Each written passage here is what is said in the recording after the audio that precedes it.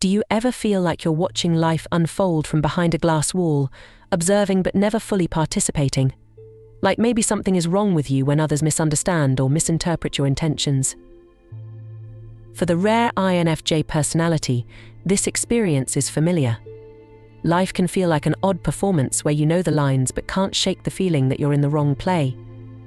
You feel out of sync with the world, yet deep inside you know there's nothing inherently wrong with you. The world just isn't built for people like you, but that doesn't mean you don't belong.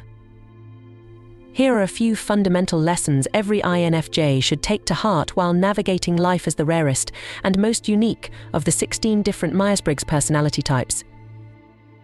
Many INFJs live extremely quiet lives, balancing their strong desire for connection with their essential need for solitude. They care deeply, but must protect themselves from the sometimes overwhelming emotions of the world. And this doesn't make you strange or alien, just the opposite, in fact. You're part of a small but vital group of people whose hearts pulse with empathy, whose minds search for meaning, and whose souls crave connection in a world that often feels too shallow to provide it. One of the hardest lessons for INFJs to accept is that they are not responsible for other people's emotions. Let others be angry. Let them be rude. Let them hide from their feelings. It's not your job to fix that, and it never has been. INFJs tend to take on the emotional burdens of others, often feeling guilt when mistreated, as if they could have prevented it. But the truth is, you are not the keeper of the world's feelings. You're not meant to absorb the emotional chaos others create. And you care deeply, deeper than many can only imagine. It's your ability to separate caring from responsibility that is your true path. You cannot solve everyone's problems, nor should you. Some people avoid vulnerability at all costs, and some will shut you out. That's their thing, not yours. Let them own it. Release and absolve yourself from the guilt of not always being able to help or make others happy. Setting boundaries is crucial for INFJs, though many struggle with guilt when doing so. You're used to being the confidant, the one others turn to in times of need. But you are not obligated to helping everyone who comes knocking for your empathy and care.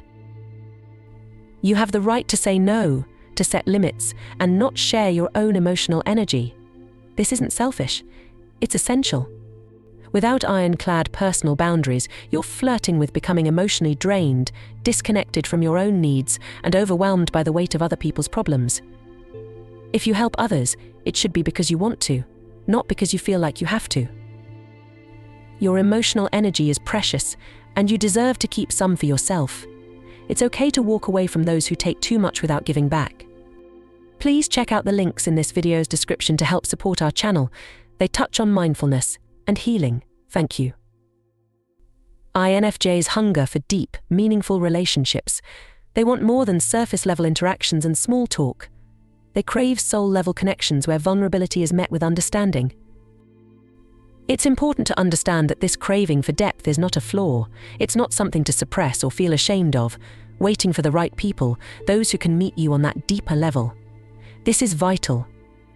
Shallow relationships will never satisfy an INFJ, so don't settle. Be patient. The right connections will come, and they will nourish you in ways that fleeting relationships never could.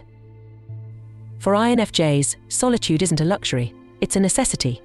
INFJs often feel guilty for needing to retreat, but always recognize that this time alone is essential for recharging both your mind and your soul, all while processing the world on your own time.